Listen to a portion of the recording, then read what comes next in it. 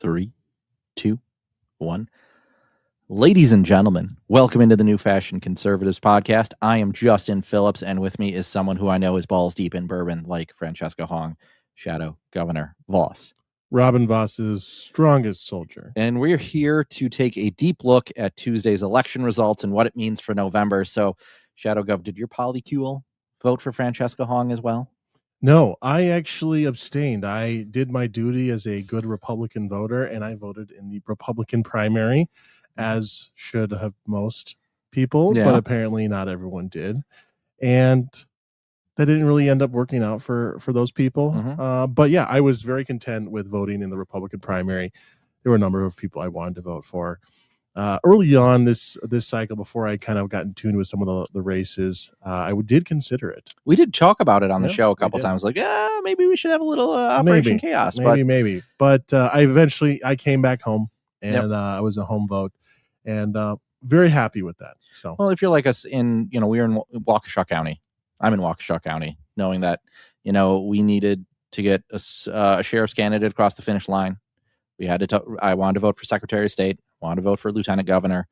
So I really wanted to, my vote to count on the Republican side. And before we break too far into this, if you want to go back and listen to Megan Novak and I from AFP gave us that day after analysis. It was great to talk to her. I think it was a real fun conversation, and I'm glad we've got so much positive feedback on that one, because I think we really need to have her back on for a full ride along. She was great to talk to, and I had a lot of fun. I know she did too, and we were going to do that because AFP is a great organization. Megan's a really cool person.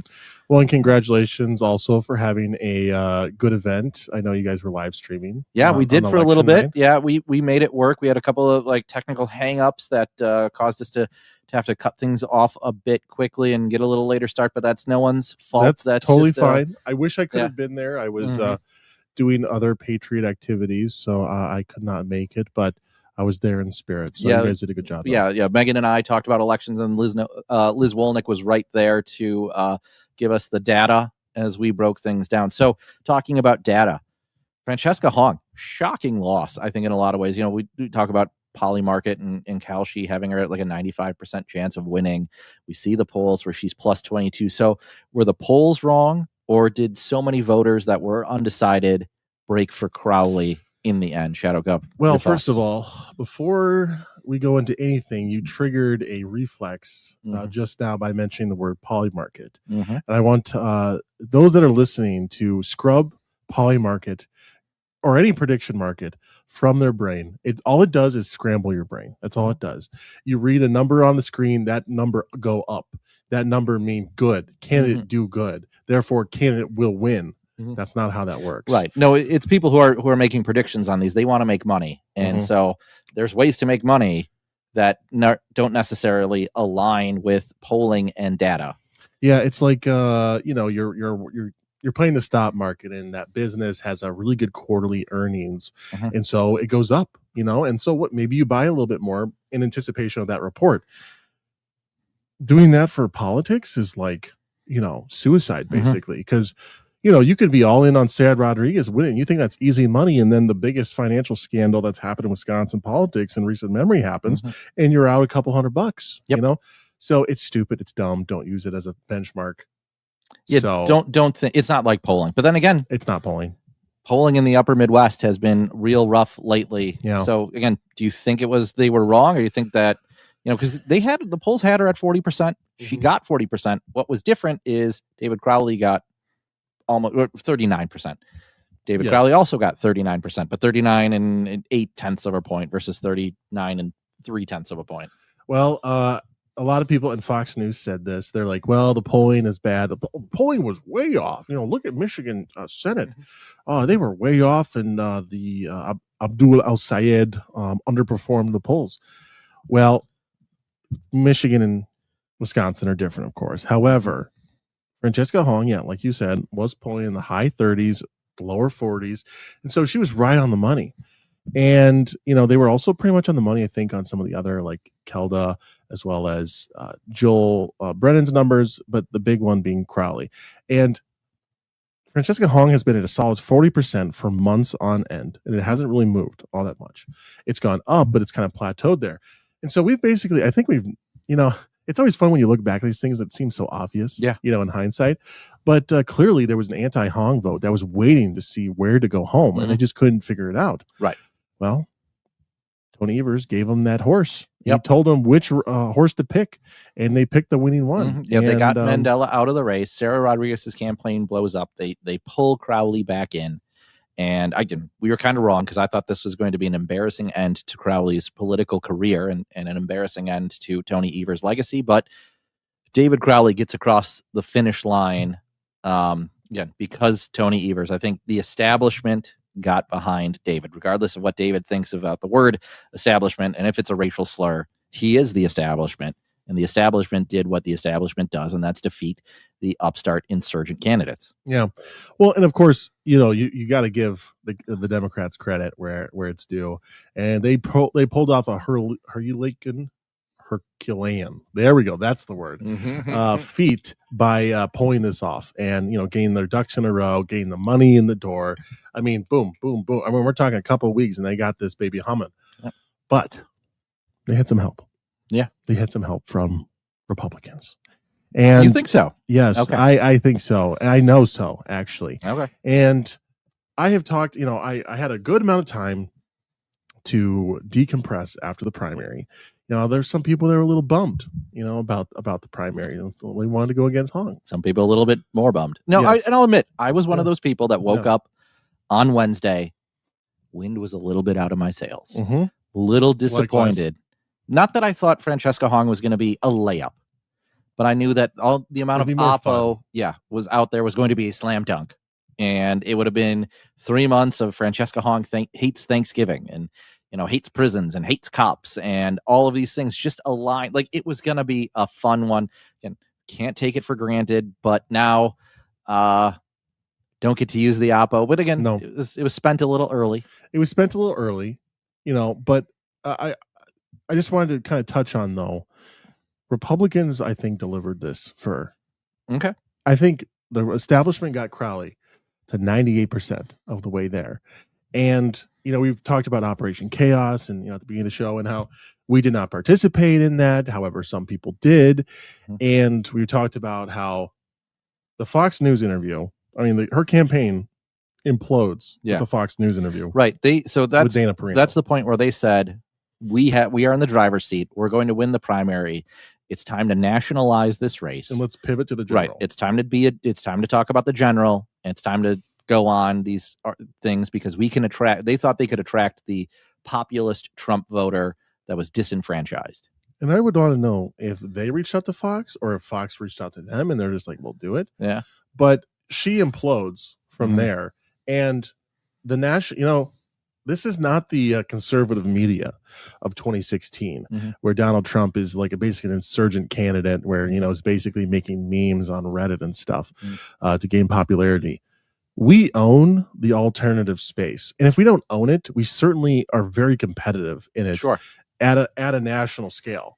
We might just have Fox News, and they might have everyone else, but we're very competitive in online scenes where once she does that interview, it gets into the water table. People start digging up those old oppo books of, and of course we don't know how random influencers that have never heard of Francesca Hong before suddenly have 5-year-old videos of her from a Zoom of some obscure random advocacy group that no one's ever heard of before that says that she wants to kill the president, basically. Dem consultants. Dem consultants. Yeah. Of course they fed it. And we just, those people couldn't help themselves. Well, they can't help because they're making money on it. And that's fine. That's part of the complex. That's part of the system is the industrial GOP complex. Yeah. Is that you put something out into the Xverse, you get clicks, you drive it to your website, you get all that stuff, you create content, you get paid for it. And Francesca Hong was hitting. Yeah. Right. It was just a slot machine that kept paying out, and all you had to do was hit the next one, hit the next one, hit the next one. And we're kind of guilty of that too, to some extent. I mean, a lot of our stuff at the Heartland Post got elevated to that national level. And I think you said there were anecdotally, I did hear of conservatives or Republicans or people who were so worried that Francesca Hong could even sniff the governor's office from a general election that they voted for David Crowley. Yeah. Well, and we love our boomers, Mm-hmm. and our boomers lived through the Cold War, but that's still very real to them. I mean, we're a little bit younger, and so socialism might not feel as imminent, right? You know, it doesn't necessarily scare me as much because we didn't live through like the Red Scare. We didn't live through the 60s and 70s, and the Cold War, and all that stuff. The spheres of influence and Vietnam and yada yada yada. So it's very real for those people, and so I truly believe that we did our jobs too well, and that we scared our own voters into saying, "Holy cow! This woman cannot step foot. She cannot even have the opportunity to win the election because her being on the same ballot, and even it might be a 1% chance, but that is a 1% too much." And so, I've talked with people that have talked with voters that had voted for Crowley because they didn't want that. And think about Wisconsin elections, general elections, 20,000 votes. That's a couple extra votes per ward across the entire state. And you have a margin of victory. Was that 47 votes? 3,300 votes, I think, is like 47 votes per county. So you just need 47 Republicans to vote for David Crowley per county, and you have a Crowley victory. Yes. That's it. That's it. And Fran Hong gets the most primary votes of any gubernatorial candidate ever. Just so happens that David Crowley got more. So she did a great job. The Democrats are still fractured. There are going to be some hurt feelings, at least for a while. Right. So she still deserves a ton of credit for being an insurgent campaign and kind of giving a model of what to do in the future. But yeah, I think Republicans were the product of their own demise. So, not that we're going to lose or anything, but it makes it difficult. Yeah. Certainly, it's definitely a different race now. One of the things that I got hung up on was I think some of that crowd that Operation Chaos crowd tried to have their cake and eat it too. Like I saw some of those pundits on Facebook and X saying, "Yeah, we should absolutely be voting for Francesca Hong, and we need to get out there and do it." And then at the last minute, all of them are like, "Actually, this race for sheriff in our county is so much more important. You need to vote Republicans." And then as Francesca Hong is losing, all of them are saying, "Well, we told you this would have worked, and all you needed to do was listen to us." And it's like, you got to pick your side. And for 19 counties, I think in Wisconsin, there was a sheriff's race or a Republican primary. I think one of them was a coroner, and one of them was the 7th county congressional clerk. district, which was a huge primary. Exactly. So those people, once you wipe all those out, you're really kind of siphoning. You're scaling down the amount of counties you actually need people to vote in, and then you still have to convince them that Tom Tiffany is going to win with 98% of the vote, 99% of the vote. So just drift over to vote Francesca. It's kind of becomes too difficult to coordinate when you have Waukesha, Sauk, Dorr, Racine, Kenosha, all of them had sheriff's races that were at some level contentious. At some level, they, people had their candidate that they wanted to win. So, yeah, I think it's one thing to say, you should do Operation Chaos. It's another to actually pull that trigger because it's too tough to coordinate. And then you scared the Republican side did so good. The only people that were running ads for Francesca Hong were the RGA. We got these mailers. There's another group that I think was turns out was a right of center group. For me, my wife is a targeted voter for the Democrats, which is weird because if you checked her voting record or her donation record, it's all conservatives, but they see her as a swing. And so we got 3 mail pieces, about Francesca Hong, made her look great. Talked about all those things that I thought it was like just they were targeting her because it was a woman of she's going to protect women's issues and, going to fully fund public schools and all these sort of things. And then you find out that is actually a way to drive up turnout for, again, those crossover voters, those Operation Chaos voters, or those liberals who need to pull the trigger for Francesca. So, and one thing I also want to touch on, and because X, Twitter, still Twitter in my book, is a fantastic app. I love it. You love it. It's great. It is great for that instant hot take that the world's got to listen to right in the moment. You can't can't wait any longer. Just boom, whip out your phone. Who cares if you misspelled a word? I do it all the time. Mhm. You know what I miss? I miss the old X feature before it was X, when it was still Twitter. Maybe he changed the name at that point. But it was the feature when you sent a tweet, it would make you review it before you could send it. Sure. And boy, do I make a lot of mistakes, because I'm just typing away, and most of the time it's Twitter. It's not like I'm writing a soliloquy or something. Okay. I'm gonna make mistakes. Oh, you spelled this wrong, whatever. Who cares? It's great for hot takes. However, on primary night, there were a lot of people that were like, oh my gosh, is David Crowley really gonna win? Are we gonna have to run against David Crowley? And take 12 hours, take 24 hours. You can bemoan the fact that you can't run against the most radically progressive candidate of all time in the state of Wisconsin, maybe even the country at this point. The fact that Bernie Sanders and AOC couldn't endorse her speaks volumes. So yeah, I'm sorry that you didn't get exactly the thing that you wanted, but guess what? Nothing is ever promised. You don't get what you want all the time anyway.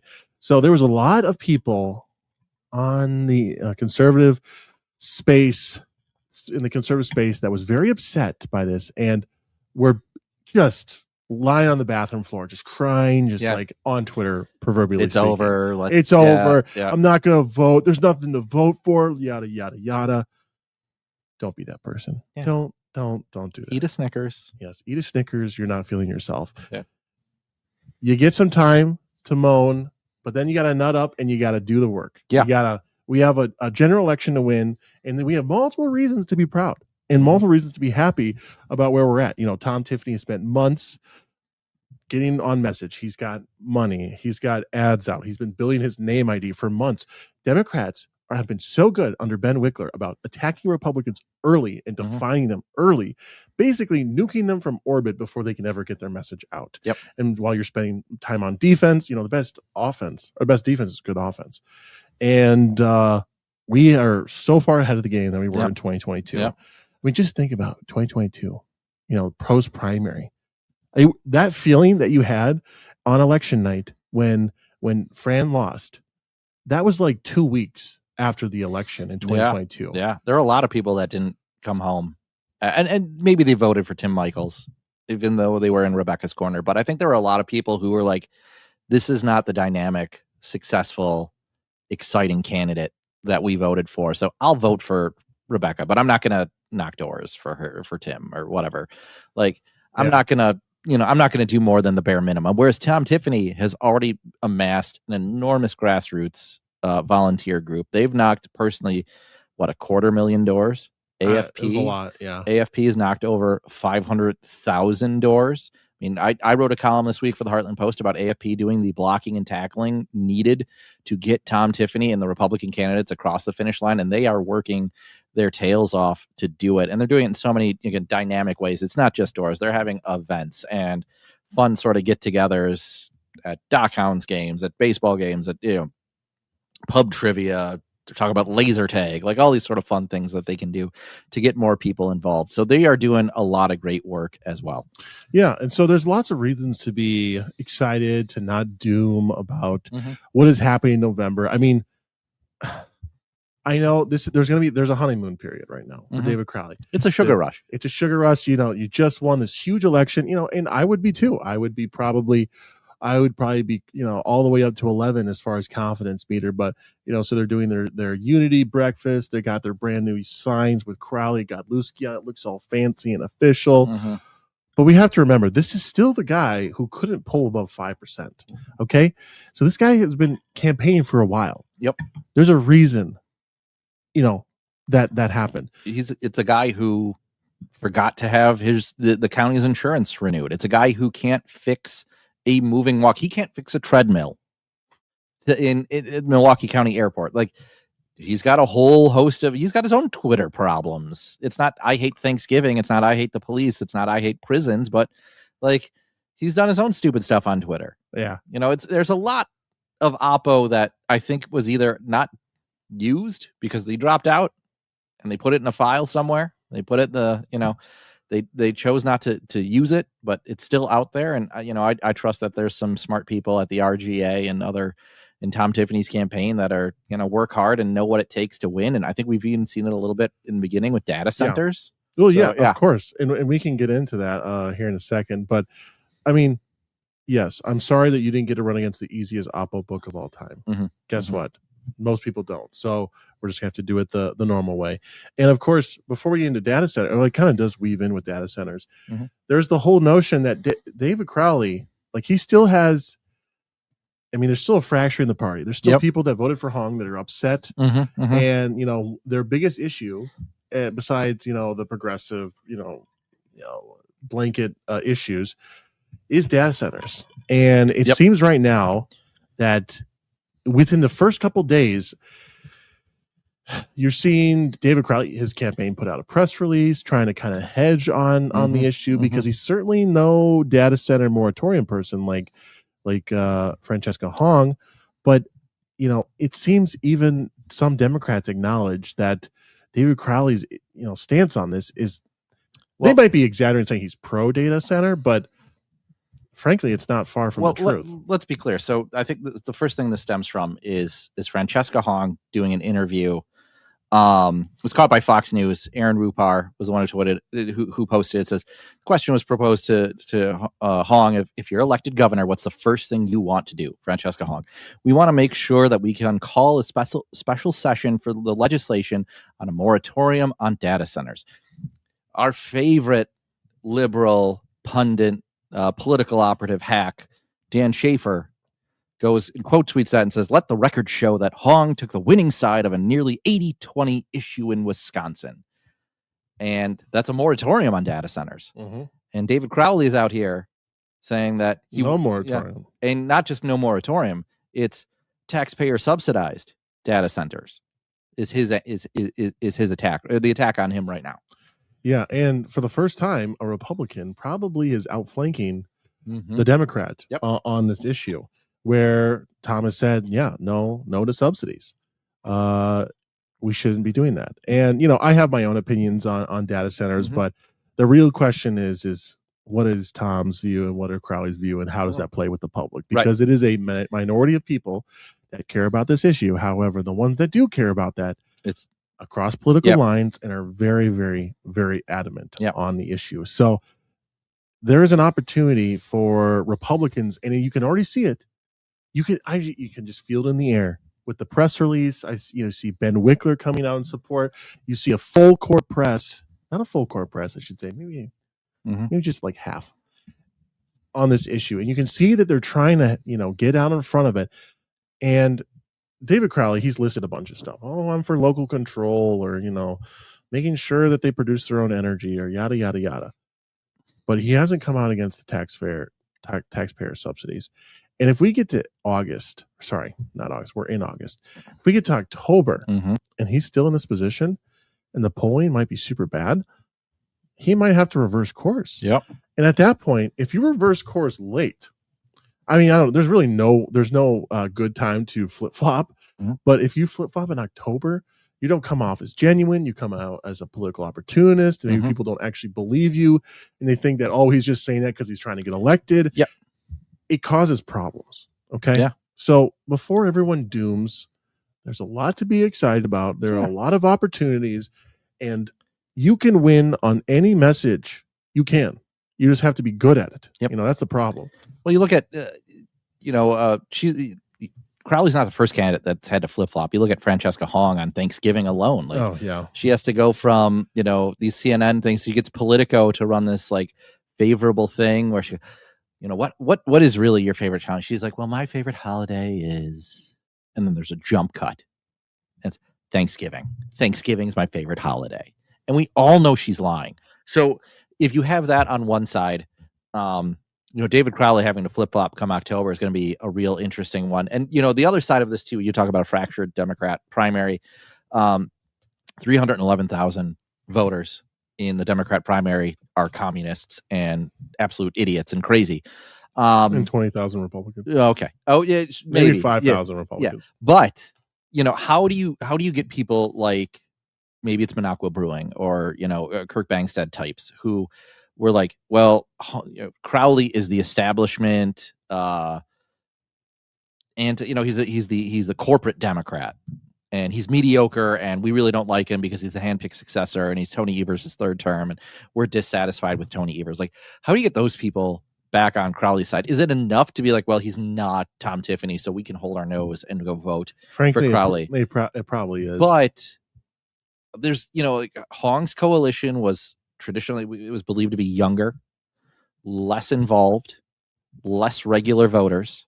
So now you have to get those people who were ride or die for her to come over to you, volunteer, not just vote on election, but volunteer as well. And so you wonder, is there a percentage of Crowley Hong people that just can't pull that trigger? It's going to take them till the 11th hour to want to get back in the fight and actually even show up to vote. Yeah, I mean, I don't know. And that's for his problem. Yeah. That's his problem to solve. Which is, again, the first time in a while we talk about with Michaels versus Clayfish. Like, Clayfish people probably went somewhere, didn't volunteer for Michaels, and that's, whatever. Don't blame them. But, at the same time, this is on their side now. And that's something that they're going to have to deal with. And I'm interested to see. Yeah. This might be worse in many respects. Yep. So, yep. So yeah, should we talk about some winners and losers? Yes, let's get to those. So, my winners is the very obvious one, the Democrat establishment, and it's not just because of Evers and Crowley, who Evers got David Crowley across the finish line, but there were a handful of primaries in the House and then down in the Assembly and Senate where the establishment candidate, or the establishment-backed candidate, won. And I think the first one that stands out to me is Rebecca Cook. She wins 60-40 against Emily Berg. That was one where the National Dems, the DCCC, had gotten involved, had said, Rebecca Cook's our candidate. And there was a lot of a lot of dissatisfaction from county party people who really thought Emily was more progressive. She was that insurgent grassroots candidate, but she goes down in that one. Gwen Moore had a primary. I know that's still didn't even know that was a thing. Right, much lower on the list, but Gwen Moore only got 72% of the vote in her House district. A person who I think I only saw post sometimes on Reddit of, if you're dissatisfied with Gwen, vote for me.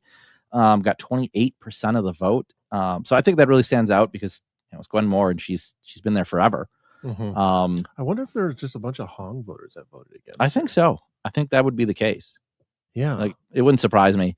Interesting. The other ones that really stand out to me, Jenna Jacobson wins her primary. That was another. It was a three-way race, but Corinne Hendrickson thought she might be able to kind of pull off that upset or make it a bit closer. But Jenna got 57% of the vote, and the other Dems in the Assembly that stood out to me was Dan Bukowitz in the 21st Assembly District. Yep. He was kind of he's the Oak Creek mayor who's running for Assembly to replace Jesse Rodriguez in the state Assembly.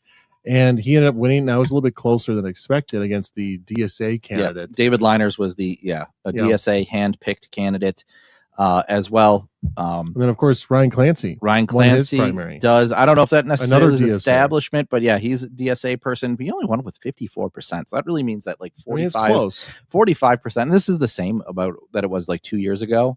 There was a lot more money spent in that primary, but 45% of the district doesn't like Ryan Clancy. Ismail Luna wins his primary, which is the opposite, but the establishment still gets what it wants. It just votes out independent Maverick Sylvia Ortiz-Veliz. Priscilla Prado holds off her challenger, as does Russell Goodwin.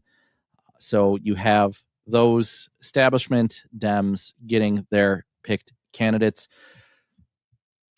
We have some more winners and losers as well. I know you said Dems consultants. Yes, the Dem consultants, they feasted. I mean, somehow they managed to keep Kelda Royce in that race. And honestly, I don't think the consultants had to convince her at all.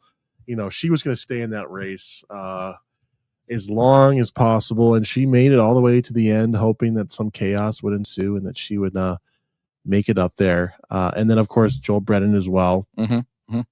You got to give David Crowley's consultants some credit, too, because they, not only did they have a job and then they lost it and they got it back. Yeah. Although I am probably, well, I don't think that they rehired the same people. No, they hired Tony Evers' staff. Yeah, basically. So they changed that out. So maybe the Crowley staff probably got fired for good reason. So yeah, they made a killing.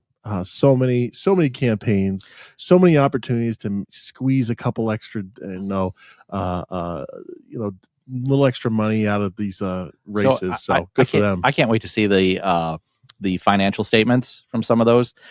I want to know how much Kelda spent on consultants per voter. She got just under 60,000 votes, and Joel Brennan just got over 37,000 votes. So I'd really love to see what they spent on consultants per vote. And one quick thing about the Dem primary, how much does the establishment, or how much do Democrats in Wisconsin hate Mandela Barnes, that he finished behind Sarah Rodriguez, a person who dropped out, 2 weeks before he did? Yeah. Oof. Meaning that Sarah Rodriguez was probably doing pretty well with ballots being returned. Yep. So she would have been doing pretty well in those early votes, because I'm assuming that's all that was. And I think when it came to election day, I think there was maybe 270,000 total primary votes that were submitted via absentee by mail and were returned. So I don't have the math in front of me right now, but it'd be interesting to look back to see the day that she dropped out, how many absentee ballots were sent out, and then how many were subsequently delivered, and kind of see, I wonder if there's a potential trend line to see how well she could have done. That's a good question. She stayed in the race, but probably not. But we can maybe guesstimate. But regardless, another interesting data point at the very least. So another winner I have is GOP incumbents, and specifically RAC, the Republican Assembly Campaign Committee. They retained two candidates who had some primaries. Chance Green, who was on the losing end of a last second endorsement. Sean Duffy endorsed Chance's opponent. But Chance came out with, gotta pull this up quick. Yeah, he wins 66-36 against Scott Harbridge, who is a perennial candidate. So Chance is a good guy. We like him a lot. And the other one was Mark Bourne. We had talked about this a little bit at various points. He also wins with about 66% of the vote. He had a bit of a data center primary. I think the guy who was running against Mark was more anti-data center. Purely, yeah. There was a one-issue voter, and so 34% of voters in that assembly district were not an insignificant amount. Yeah, were anti-data center. So again, something that plays into that national figure, and you can maybe extrapolate out some data from that district and how Tom's message or David's message will align with voters there. So finally, I have a winner. Maybe you don't pick it. Maybe you wouldn't see this coming. I think one of the big winners in this race is actually the Democratic Socialists of America. Wow. Okay. Because they are not saddled with Francesca Hong. They are not stuck defending a woke 1.0 candidate whose policy positions are a mile wide and an inch deep, and has basically been plagiarizing Robin DiAngelo and Ibrahim X. Kendi and Ta-Nehisi Coates for the past couple of months, and can't defend anything once is asked a simple question. So really, like I said, you said it best, is it says something that AOC, Liz Warren, and Bernie Sanders won't endorse her. And they they were all asked about it. And all of them were like, I don't actually know who this girl is. Who's that again? What state is that? They just full on denial that they need to separate themselves from how bad of a candidate is that Francesca Hong was. Yeah. So I think it really says something that now the DSA can kind of jettison her and focus on some other races and not take the loss that she was likely going to face in November. One thing about the DSA is they are a dissident group. They are not the mainstream part of the party, although their issues are not that much different than the mainstream Democrat kind of platform of the average voter. And still 38%, 40% of the Democrat primary base voted for Hong. So, I mean, it is true. She is popular, but they are still dissidents. They are still insurgents as far as the party structure. And yes, Francesca Hong could have won. It would have been a small percentage, I believe. But the down ballot effects would have probably doomed the DSA for years. Yes. And right now, the DSA get to do what exactly? They get to say, I mean, they've been railing against the establishment for years. Now they get to say even more that the establishment sees how powerful we are. And they came and they essentially tried to take us out, and they were successful. We are now seeing the data center issue be rearing its head, and we're seeing the DSA being like, this was our issue. This was Fran's issue, being so against this. And if Tom wins, and it's in part because of this issue, the DSA will feel completely and utterly vindicated, and will only feel emboldened to do more, be more active, throw more Democrat incumbents out, and to push their agenda even harder. And so, yes, they might not know that this is a win for them, but I think it is. Yep. And again, they get to have their cake and eat it too. That no matter what happens in November, they win, because in the unfortunate scenario where David Crowley wins, the DSA policies are going to be implemented, because David Crowley has himself said that there's not a dime's worth of difference, not a lick of difference between him and Francesca Hong.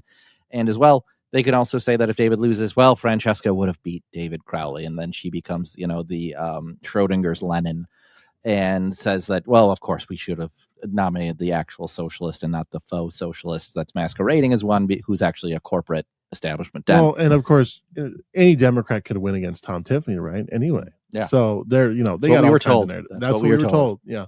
So losers coming out of this one, not just Francesca Hong, but I think her staff, big losers in this one. The biggest loser. Yeah. So you have the OnlyFans campaign deputy campaign manager. You have Ryan Clancy's wife, and you have that I can't find her X account. Maybe she deleted it, maybe I just don't remember it, but the comms gal that was running her Francesca's comms, that even the Dems, even the left-wing accounts on X thought she was a Republican plant, because no one could be as incompetent and stupid as she was. Really stands out to me. You remember, what I'm talking about. Yeah, I can't remember. I followed her for a while. I didn't realize she was even Fran's comms person for a number of months. She was the one who was like posting hotties for Hong with selfies, and they're like, oh, well, yeah, sure. And then she was the one who also posted that after this, was it the Fox News or the CNN, where she was talking about canceling Thanksgiving, and she posted, well, Fran cooked in this one, and then David Axelrod's like, no, she is cooked. Yeah. If you're getting quote tweeted by David Axelrod, it's not going to be a good thing, and certainly in that context, not great. And if their comms team, the Democrat comms team, just had to be so easy for them. They have never had to really fact check. They've never had to really work all that hard. It's just like, hey, I just tweeted about this cool thing. Why won't you write about Jesse, it? Jesse Apoyan, why don't you retweet me, please? Yeah, just send this tweet to them, and then they'll just like write a whole story, and then that's it. But now, as it turns out, you actually do have to work. You don't actually have to be shrewd. You actually have to think twice before you put a candidate up on an interview and all this stuff. And as it turns out, when you have a candidate who is ignoring local press in favor of national press, the local press is going to get a little pissed off and the do some actual reporting. The local press will also get pissed if you put their hands on them, which apparently the Hong staff did at some point. So that's not exactly the sign of a winning campaign. Yeah. When you have to start hiding your candidate, that you're in the lead in the polls. So just some extra tea leaves as well for that. So big losers there. Big losers. I put another one in here as one of the biggest losers is Juliana Bennett. She ran an entire campaign based off trolling and rage baiting conservatives on X, and apparently you actually apparently you actually need to or she fed herself, but apparently you actually need to knock doors and campaign in your own district, and she was not high enough on the progressive grievance hierarchy to win the votes. She lost to a guy who was pretending to be a gal. Nina Rutherford Martinez, the full name. Yes, the full name. And yes, this individual is a male that likes to parade around as a female. And of course, Juliana Bennett is a female woman of color who happens to be queer, allegedly. Question mark. Greta Newbauer queer. Kelda Roy's queer. I kissed a girl once, and therefore I'm queer. Must be so Thank nice. you, Katy Perry. Yes, thank you, Katy Perry. But So yes, and So of course, this woman is insufferable, Juliana Bennett, mm-hmm. and I muted her because I said I'm not giving her any more attention because I know what she's doing. And most conservatives, similar to the Hong stuff, did not have the self-control to not quote tweet her, to not give her more air than she already had. And she came in second. I mean, I think it was a little bit closer than, maybe I once thought, but certainly, like when you suck up that much oxygen in the X sphere, people start to think you're actually the leading candidate, and then, Twitter is not real life. So it's part life. Not all of it. Yeah. Another loser I'm going to put in there is the GOP endorsed candidates. And I don't mean that as a criticism. I mean it just as a fact that, and I think Nathan Trueblood hit it best, but both Will Martin and Nate Polnow, who were endorsed by the GOP, lost their respective primaries. Nathan pointed out that since 2014, candidates listed first have won 15 of 20 contested down ballot Senate or statewide primaries in Wisconsin, 13 of 15 in Secretary of State, Treasurer, and AG. 12 other states, including Michigan and Ohio, rotate or randomize ballot order across precincts. So interesting that in this case, Jay Schrader and David Varnum, who were listed first on the ballot, were part of these 13 of 15 statewide primaries. I don't know if there's something that the state GOP can do, and guaranteeing that the endorsed candidate can be first. I don't know what the solution is. I think we just need a randomized ballot order per precinct, per whatever, per county, per ward. You probably have to do it by ward or precinct. Yeah, but just randomize the order so no one can claim it was because of this or that, and. Yeah, maybe it'll probably average it out in the end. Yeah, and I think it's unfortunate, I would say, if you're the GOP, to have endorsed candidates lose. It's not a criticism. It's not like the Republican Party did anything wrong. I'm not criticizing them for how that kind of shook out. It just happened. It is what it is. So another loser on my side is grifting consultants. I predicted on our last week's episode that a couple of candidates, specifically a Waukesha sheriff candidate and a candidate in the 11th Senate District, were going to regret their hiring and wonder what their money actually went to because of how they'll finish in that race. And I was correct. In these cases, Nick Ollinger won the Waukesha race and Ellen Schutt won the 11th Senate District. And I was talking about someone who was working for the losing side that had been doing a lot of unseemly things and misleading things regarding AI pictures on a random Facebook account, or adding endorsement tags to 4x8 signs that were not truthful, or a mailing that was done against Ellen Schutt that was probably the silliest thing I've ever heard. That they quoted someone from Kenosha County, I think, that says, a Democrat from Kenosha says they're going to cross over to vote for Ellen because they also want to vote in the sheriff's race. And then they also had a talking point. I think you were the one who shared this with me. Had a mail piece that said Ellen went to UW-Madison, and that's a liberal campus, and we shouldn't vote for her because she went to a liberal school. I mean, how desperate and poorly it's messaged. Not exactly a good hit. Yeah. But. So that was a real loser to me. And the final loser, election integrity in Milwaukee. R.I.P. Yeah. R.I.P. Steve Kornacki, I don't know if you saw this reaction on NBC News. He just stands there dumbfounded so long that you think your TV froze, that there's dead air, because he cannot believe that the Milwaukee elections group have done it again. Yes. Another screw up on election night. And I don't think that it was anything malicious. No, it was. There's the thing is, like, the county clerk comes out and says, or the city clerk comes out and says, we're not that corrupt. Or this has nothing to do with corruption. It's all to do with our stupidity and incompetence. Yeah, which one's worse? Yeah, which one's worse? But yeah, no, this was there were issues in Winnebago County, Greene County, and Milwaukee County. Obviously, Milwaukee County being the most consequential because it was just so many votes that were being waited to be uploaded to see. It's literally comes down to this one drop. How many elections come down to the Milwaukee drop? Another one. Chalk it up in the books. Another one for the record books. But just kind of a weird scenario where they take these thumb drives. They're supposed to put the voter results on those drives, take that down to the courthouse, and then upload it into the system. And they uploaded like audio file or an audit file. It was an audio or audit log. Sorry. Sure. But so not the actual results. AJ Bayatpour and CBS 58 News actually took a picture of what, and it like there was an error on the screen that says you're uploading the wrong thing, or it's like this is not the file you're looking for. It was just I think it just said audit log on there, so you could have very easily seen like, hey, you need the results, not the audit log, and just kind of some incompetent. And when you have the Democrats like Dan Schaefer and his minions talking about, hey, we got to do something about the Milwaukee Elections Commission. Yeah. Then you know something's up. Like, okay, guys, you guys are making us look real bad. You know, this is the Democrats talking to the Milwaukee Elections Commission. Like, guys, come on, you guys are making us look really bad over here.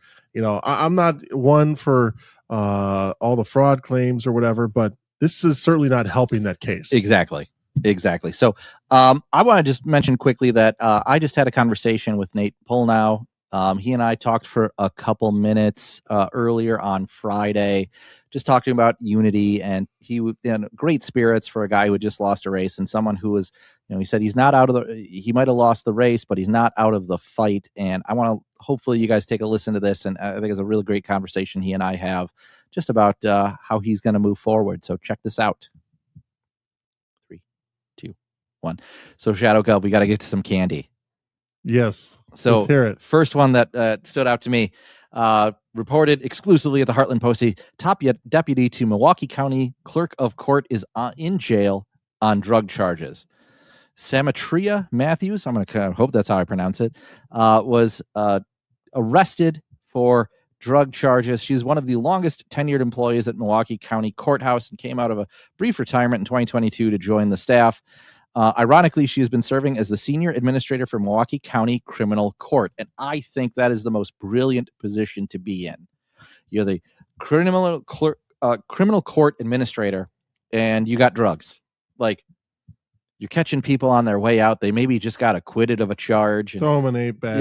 Yeah. Hey, you're working this corner tonight. Yeah. Like just perfect criminal enterprise point person.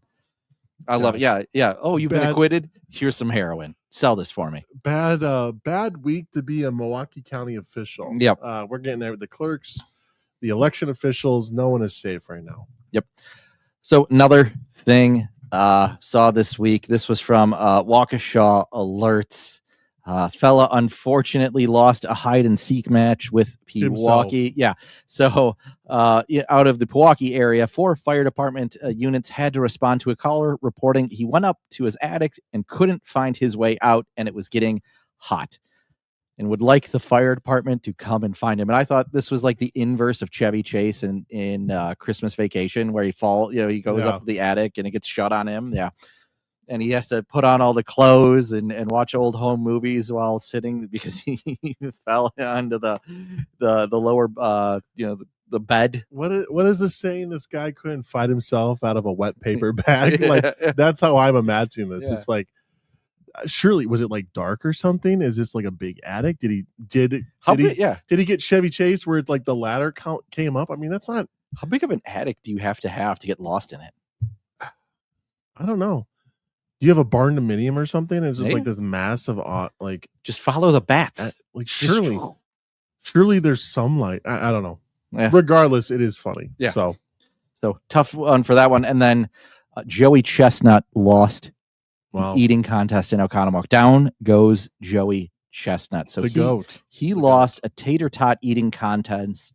Justin Phillips. No, I unfortunately didn't qualify. I don't know if I could do it with tater tots, but he lost a contest. He was challenging 2 people. That's a lot of starch. It's just got to be bloated. Yeah, you're retaining a lot of water with that salt. My goodness, yeah. So he lost by 1/10 of an ounce.